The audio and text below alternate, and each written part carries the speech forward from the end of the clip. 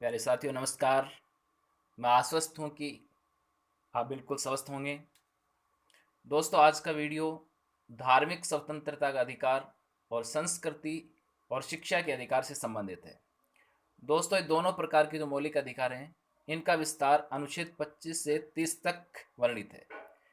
धार्मिक शिक्षा धार्मिक स्वतंत्रता का जो अधिकार है, धार्मिक स्वतंत्रता के अधिकार को अनुच्छेद 25 से 28 तक पढ़ा जाता है। वहीं दोस्तों जो संस्कृति और शिक्षा का अधिकार है उसको अनुच्छेद 29 और 30 के अंतर्गत पढ़ा जाता है। तो देखो यहाँ पे आपका जो फर्स्ट क्वेश्चन है कि यदि किसी मनुष्य का जबरदस्ती धर्म परिवर्तन करवाया जाता है तो अनुच्छेद 25 के अनुसार उस मनुष्य के किस प्रकार की धार्मिक स्वतंत्रता का अतिक्रमण होता है। दोस्तों यहाँ पे फर्स्ट ऑप्शन है अंतःकरण की स्वतंत्रता, मानने की स्वतंत्रता, आचरण की स्वतंत्रता, प्रचार और प्रसार करने की स्वतंत्रता। तो दोस्तों आप जानते हैं कि आर्टिकल 25 की मूल भावना ये है कि भारत के प्रत्येक नागरिक को अंतःकरण की स्वतंत्रता तथा धर्म को अबाध रूप से बिना किसी बाधा के मानने की तथा उस धर्म के आचरण करने की तथा अपने धर्म के प्रचार प्रसार करने की स्वतंत्रता प्राप्त है। तो अंतःकरण की स्वतंत्रता से यहाँ पे ये आशय है कि आप भगवान या भगवान के किसी भी रूप को किस रूप में आप स्वीकार करते हैं। जैसे हिंदू धर्म के अनुसार आप उसको राम के रूप में स्वीकार करते हैं, मुस्लिम धर्म के अनुसार या इस्लाम धर्म के अनुसार आप उसको अल्लाह के रूप में स्वीकार करते हैं, तो वो आपको एक प्रकार की अंतःकरण की स्वतंत्रता है। इसी प्रकार मानने की स्वतंत्रता की बात की जाए, यानी कि जैसे सिख धर्म के लोग हैं, सिख धर्म के लोग कृपाण धारण करते हैं और कृपाण धारण करके ही चलते हैं, ये उसको अपने धर्म को मानने की एक स्वतंत्रता है। और दोस्तों आप जानते हैं कि आर्टिकल 19 क्लोज फर्स्ट बी में आपको ये स्वतंत्रता है, क्योंकि आर्टिकल 19 फर्स्ट के तहत भारतीय नागरिकों को 6 प्रकार की स्वतंत्रताएं हैं। उसमें फर्स्ट बी में ये स्वतंत्रता है कि आपको बिना हथियारों के शांतिपूर्वक सम्मेलन करने की स्वतंत्रता, वहाँ पे हथियार ले जाने की स्वतंत्रता नहीं है। लेकिन सिख धर्म के लोग कृपाण लेकर जा सकते हैं, क्योंकि ये उनके धर्म की मानने की स्वतंत्रता के अंतर्गत शामिल है।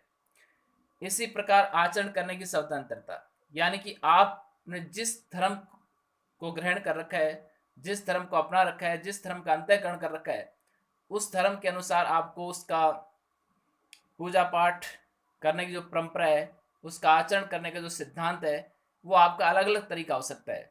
हो सकता है आप किसी मंदिर में सशरीर उपस्थित होकर के पूजा करते हैं, या फिर आप घर घर पर बैठ कर ही पूजा करते हैं, तो ये आपका आचरण का अलग अलग तरीका हो सकता है। ये भी आपकी स्वतंत्रता है।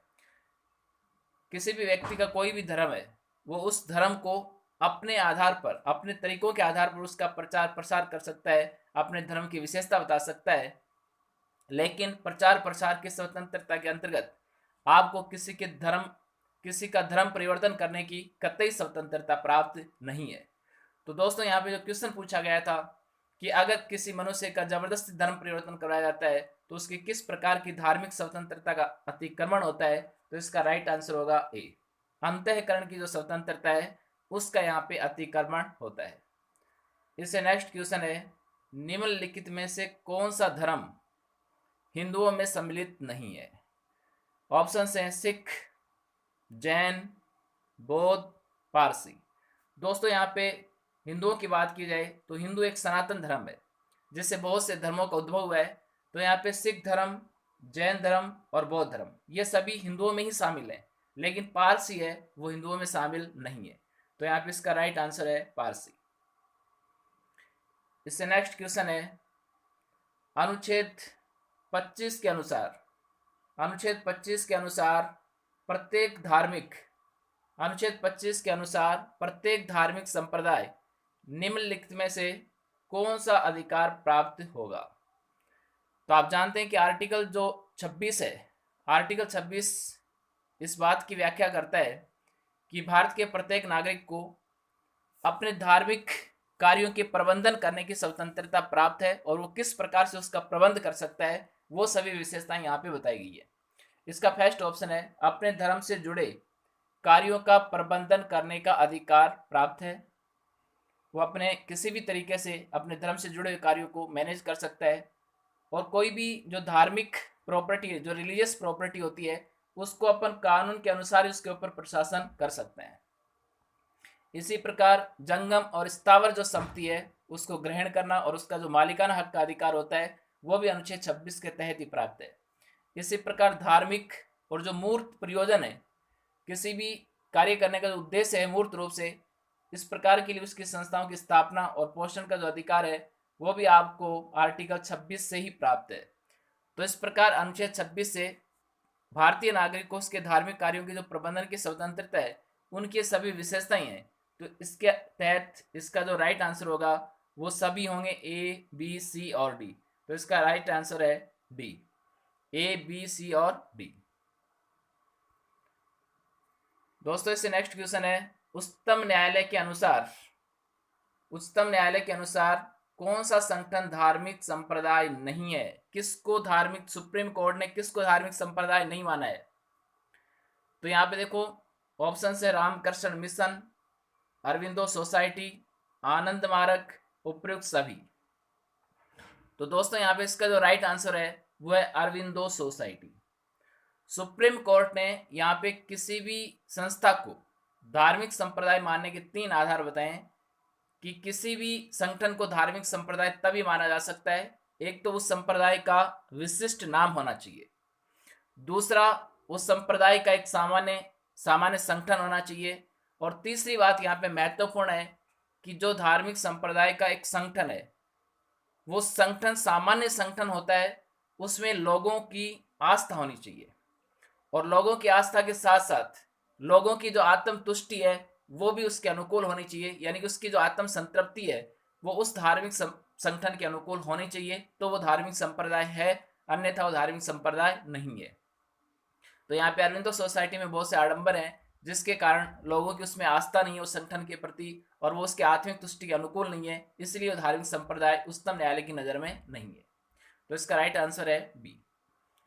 इससे नेक्स्ट क्वेश्चन है 5, अनुच्छेद 27 से संबंधित कौन सा प्रावधान सही नहीं है? अनुच्छेद 27 से संबंधित कौन सा प्रावधान सही नहीं है? तो यहाँ पे देखो अनुच्छेद 27 से संबंधित जो प्रावधान है वो कौन सा सही नहीं है? तो इसमें फर्स्ट ऑप्शन है धर्म की अभिवृद्धि के लिए करों के संदाय से स्वतंत्रता। तो ये आर्टिकल 27 की मूल भावना है कि धर्म की जो अभिवृद्धि है, किसी भी प्रकार का जो धार्मिक कार्य कर रहे हैं आप और कोई भी धार्मिक संस्था है आप उसकी अभिवृद्धि करना चाहते हैं, तो उसके लिए जो राज्य कर संग्रहित करता है या आप उस पर कर की उगाही करने की आपको स्वतंत्रता नहीं है, ये उसकी मूल भावना है। सेकंड, यहाँ पे राज्य कर के रूप में जो धन एकत्रित करता है उसको किसी विशिष्ट धार्मिक उत्थान या उसके रख रखाव के लिए वे नहीं कर सकता है। तो ये भी आपका सही प्रावधान है अनुच्छेद 27 के अनुसार। राज्य केवल शुल्क पर रोक लगाता है, राज्य केवल शुल्क पर रोक लगाता है, न कि कर की उगाही पर। तो ये यहाँ पे, और इससे नेक्स्ट ऑप्शन है राज्य तीर्थयात्रियों से शुल्क की उगाही कर सकता है। तो दोस्तों यहाँ पे राज्य को तीर्थयात्रियों से शुल्क की उगाही करने का अधिकार तो है, लेकिन कर की उगाही करने का अधिकार नहीं है। तो यहाँ पे जो आपका प्रावधान सही नहीं है वो सही सी ऑप्शन सही नहीं है, क्योंकि वो शुल्क पर रोक नहीं लगाता है। शुल्क की उगाही तो राज्य कर सकता है, क्योंकि जैसे कोई भी तीर्थ यात्री जाते हैं वहाँ पे तो उसके ऊपर शुल्क लगा सकते हैं, और शुल्क लगाने का उद्देश्य ये होता है ताकि उनको विशेष सुविधाएं और कुछ विशेष सुरक्षा मुहैया कराई जा सके, लेकिन कर की उगाही करने का उसको जो अधिकार है वो बिल्कुल भी नहीं होता है। तो यहाँ पे प्रावधान सही नहीं है ये पूछा गया है, तो इसलिए इसका राइट आंसर सी है। इससे नेक्स्ट क्वेश्चन है कुछ शिक्षण संस्थान ऐसे हैं यदि उनको छोड़ दिया जाए तो धार्मिक शिक्षा पाने और धार्मिक उपासना में भाग लेने की स्वतंत्रता पर प्रतिबंध है। तो कुछ ऐसे शिक्षण संस्थान हैं उनको छोड़ करके आपको धार्मिक शिक्षा और उपासना में भाग लेने की पूरी तरह से स्वतंत्रता है। आप चाहो तो उसमें शामिल हो सकते हैं और चाहे तो आप उसमें अनुपस्थित भी रह सकते हैं। इस बात का उल्लेख कौन से आर्टिकल में? ऑप्शन है आर्टिकल 25, आर्टिकल 26, आर्टिकल 27, आर्टिकल 28। इसका राइट आंसर है आर्टिकल 28। तो दोस्तों यहाँ पे आप जानते हैं कि हम जो धार्मिक स्वतंत्रता का अधिकार पढ़ रहे हैं, उस धार्मिक स्वतंत्रता का जो विस्तार है वो आर्टिकल 25 से लेकर के आर्टिकल 28 तक 4 आर्टिकल्स में उसको एक्सटेंड किया गया है। आर्टिकल 25 में आपने पढ़ा अंतःकरण तथा धर्म को अबाध रूप से मानने, उसका आचरण करने और उसके प्रचार करने की स्वतंत्रता प्राप्त है। आर्टिकल 26 में आपने पढ़ा धार्मिक कार्यों के प्रबंधन करने की स्वतंत्रता प्राप्त है। आर्टिकल 27 में धर्म की अभिवृद्धि के लिए करों के संदाय की स्वतंत्रता। आर्टिकल 28 में आपने पढ़ा कि यदि कुछ तथाकथित शिक्षण संस्थाओं को छोड़ दिया जाए तो आपको धार्मिक शिक्षा और उसमें उपासना पाने की स्वतंत्रता सीमित है, उस पर प्रतिबंध लगाया गया। इससे नेक्स्ट क्वेश्चन है 7। अनुच्छेद 28 के तहत जो वर्गीकृत कौन से शैक्षणिक संस्थान में स्वैच्छिक आधार पर धार्मिक शिक्षा प्राप्त करने की अनुमति है। देखो अभी इससे जो ऊपर जो क्वेश्चन नंबर 6 था उसमें आपने ये पढ़ा है कि कुछ शिक्षण संस्थानों को छोड़ दिया जाए तो आपको धार्मिक शिक्षा और उपासना करने की स्वतंत्रता प्राप्त है। तो इस आधार पर जो आर्टिकल 28 है उसके अकॉर्डिंग राज्य 4 प्रकार की शिक्षण संस्थाओं की स्थापना कर सकता है। और वो 4 प्रकार की शिक्षण संस्थाएं कौन कौन सी हैं? एक तो वो संस्था होती है जिसकी स्थापना, प्रशासन और वित्तीय नियंत्रण ये सभी राज्य के अधीन होते हैं। सेकंड, वो संस्था जिसकी स्थापना तो कोई धार्मिक बोर्ड करता है तथा प्रशासन राज्य करता है। तीसरी, वो संस्था होती हैं जो राज्य से केवल मान्यता लेती हैं, बाकी उनका प्रशासन का, वित्तीय नियंत्रण का वो खुद उन धार्मिक बोर्ड का होता है। चौथी, वो संस्था है जो राज्य के द्वारा केवल वित्तीय सहायता प्राप्त करती है। तो दोस्तों यहाँ पे क्वेश्चन ये पूछा है कि ऐसी कौन सी शैक्षणिक संस्थान है अनुच्छेद 28 के अनुसार जिसमें आपको ये स्वैच्छिक अधिकार है। स्वैच्छिक अधिकार से यहाँ पे आशय है कि आप अपनी इच्छा से चाहो तो वहाँ पे धार्मिक शिक्षा या धार्मिक उपासना लेने के स्वतंत्र हो सकते हैं और चाहें तो आप वहाँ पे अनुपस्थित भी हो सकते हैं। तो वो है सी और डी, राज्य के द्वारा मान्यता प्राप्त संस्था और राज्य के द्वारा वित्तीय सहायता प्राप्त संस्था। तो इसका राइट आंसर है सेकंड, सी और डी। इसके अलावा देखो अगर कोई संस्था की स्थापना धार्मिक बोर्ड करता है, प्रशासन राज्य करता है, तो वहाँ पे भी आप उपस्थित हो सकते हैं, वहाँ पे आपको अनुमति मिलती है। लेकिन अगर ऐसी संस्था जिसकी स्थापना प्रशासन और वित्तीय नियंत्रण सब राज्य करता है तो वहाँ पे आपको पूरी तरह से प्रतिबंधित किया गया है, यानी वहाँ पे आपको धार्मिक शिक्षा और उपासना नहीं दी जा सकती है। तो धार्मिक शिक्षा और उपासना कहाँ पे नहीं दी जा सकती है? जिस संस्था की स्थापना राज्य करता है, उसका प्रशासन राज्य करता है, उसका वित्तीय नियंत्रण राज्य के अधीन है, वो होगा। तो दोस्तों इससे नेक्स्ट क्वेश्चन है क्वेश्चन नंबर 8। और क्वेश्चन नंबर 8 में ये स्पष्ट किया गया है कि अनुच्छेद 29 के संदर्भ में कौन सा कथन संगत है, यानी कि इनसे मेल खाता है। तो देखो आर्टिकल 29 की जो मूल भावना है वो अल्पसंख्यकों के हितों के संरक्षण से संबंधित है। तो अल्पसंख्यकों के कुछ हितों की बात की गई है और उसमें जो पर्टिकुलर प्रावधान है वो क्या क्या है। तो पर्टिकुलर जो प्रावधान है उसको यहाँ पे जो ऑप्शन ए है ये उसको स्पष्ट करता है। भारत के किसी भी भाग में रहने वाले नागरिकों के किसी भी समुदाय या अनुभाग को अपनी भाषा, लिपि, बोली और संस्कृति का संरक्षण करने का अधिकार प्राप्त है। तो दोस्तों आर्टिकल 29 में कहीं भी अल्पसंख्यक शब्द नहीं है और तो यहाँ पे ये नहीं कहा जा सकता है कि आर्टिकल 29 केवल अल्पसंख्यक वर्ग को प्राप्त है, क्योंकि यहाँ पे विशेषता बताई गई है कि यहाँ पे समुदाय शब्द है उसको जोर देकर करके बोला गया है। तो समुदाय का से यहाँ पे अल्पसंख्यक भी हो सकता है और बहुसंख्यक भी हो सकता है। तो भारत के किसी भी भाग में रहने वाला कोई भी नागरिक है, उसका कोई किसी भी प्रकार का कोई समुदाय है या अनुभाग है, उसको अपनी भाषा, अपनी लिपि, बोली और संस्कृति के संरक्षण का पूरा अधिकार प्राप्त है। तो यह आपका सही कथन है। इस अनुच्छेद के प्रावधान सामान्यतः धार्मिक और भाषाई अल्पसंख्यकों को सुरक्षा प्रदान करता है। तो देखो यहाँ पे एक वर्ड लिखा है सामान्यतः, तो यहाँ पे अगर हम लिखते कि केवल धार्मिक और भाषाई अल्पसंख्यकों को सुरक्षा प्रदान करता है तो ये गलत था, लेकिन सामान्यतः इसका एक्सेप्शन है, इसका अपवाद है कि हमारे जो संविधान सभा के सदस्य थे उन्होंने यहाँ पे अल्पसंख्यकों को धर्म और उसकी भाषा के आधार पर ही परिभाषित किया है।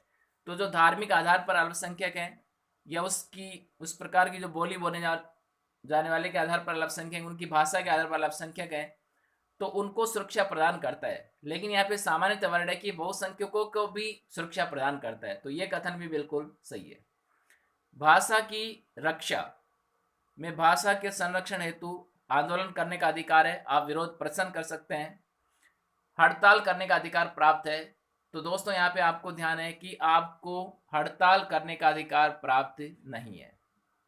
हम फंडामेंटल राइट पढ़ रहे हैं और आर्टिकल 29 के अंडर में पढ़ रहे हैं, तो हमने पहले भी पढ़ा है कि हड़ताल करने का जो अधिकार है वो किसी भी व्यक्ति का न तो विधिक अधिकार है और न ही मूल अधिकार है, क्योंकि टी के रंगराजन बनाम तमिलनाडु राज्यवाद में उच्चतम न्यायालय ने स्पष्ट किया था कि हड़ताल करने का जो अधिकार है वो किसी भी व्यक्ति का मूल या विधिक अधिकार नहीं है, और इस प्रकार ये जो कथन है ये असंगत है। भाषा के संरक्षण हेतु राजनीतिक भाषण या वादे जो करती है कोई भी राजनीतिक दल करता है, तो वो जन प्रतिनिधित्व अधिनियम 1951 का उल्लंघन नहीं है। जैसे चुनाव के समय पर कोई भी राजनीतिक दल अगर इस प्रकार का वादा करता है कि हम जैसे सरकार में आते हैं, जैसे हमारी सरकार बनती है, हमें सत्ता प्राप्त होती है, तो हम अपनी भाषा को 8वीं अनुसूची में शामिल करेंगे, या किसी और प्रकार से भाषा के संरक्षण का हवाला देते हैं, या अपने राजनीतिक भाषण में भाषा के संरक्षण की बात करते हैं, तो वो जन प्रतिनिधित्व अधिनियम 1951 का उल्लंघन नहीं है। तो ये भी बिल्कुल राइट कथन है। तो यहाँ पे आपसे कि कौन सा कथन संगत है, संगत कथन पूछा गया है, तो संगत कथन ए है, बी है और डी है। तो इसका सही आंसर है सेकंड, ए, बी और डी इसका राइट आंसर है। सी इसका राइट आंसर इसीलिए नहीं है क्योंकि आंदोलन करने का अधिकार तो है लेकिन हड़ताल करने का अधिकार नहीं है, इसीलिए ऑप्शन क्या है, ये इसमें गलत है, ये असंगत है। इससे नेक्स्ट क्वेश्चन है, अल्पसंख्यक वर्ग को शिक्षा संस्थाओं की स्थापना और उसका प्रशासन करने का अधिकार प्राप्त है। जो अल्पसंख्यक वर्ग है उसको अपनी भाषा, लिपि, बोली और संस्कृति का जो संरक्षण करना है, तो वो संरक्षण तभी कर पाएगा तब उनकी शिक्षा संस्थानों की इस प्रकार की स्थापना करे और अपने हिसाब से उनका क्या करेगा, प्रशासन करेगा। तो ये उसको राइट कौन से आर्टिकल से है, आर्टिकल 29, आर्टिकल 30, आर्टिकल 31 और आर्टिकल 32। तो दोस्तों यहाँ पे इसका जो राइट आंसर है वो आर्टिकल 30 है। आर्टिकल 29 अल्पसंख्यक वर्ग के हितों का संरक्षण की बात करती है, हालांकि पर्टिकुलर अल्पसंख्यक वर्ग के लिए नहीं है, उसमें बहुसंख्यक भी शामिल होते हैं। सामान्यतः अल्पसंख्यक वर्ग के लिए प्रयोग किया जा सकता है। आर्टिकल 30 की मूल भावना एक क्वेश्चन ही है कि अल्पसंख्यक वर्ग को अपनी शिक्षा संस्थाओं की स्थापना और प्रशासन करने का अधिकार प्राप्त है। आर्टिकल 31 है उसको निरस्त कर दिया गया है। आर्टिकल जो 31 है उसमें पहले ये अधिकार दिया गया था, संपत्ति का अधिकार था, राइट टू प्रॉपर्टी था, कि किसी भी व्यक्ति को किसी भी आधार पर उसकी संपत्ति से वंचित नहीं किया जा सकता है। हालांकि आर्टिकल जो 31 है इसको निलंबित कर दिया गया है मौलिक अधिकार के रूप में, इसको वर्तमान में विधिक अधिकार के रूप में शामिल कर दिया। आर्टिकल 300 में ये विधिक अधिकार के रूप में शामिल है, संपत्ति का अधिकार, और जिसको 44वें संविधान संशोधन अधिनियम 1978 के तहत किया गया था। 44वें संविधान संशोधन अधिनियम 1978 के तहत।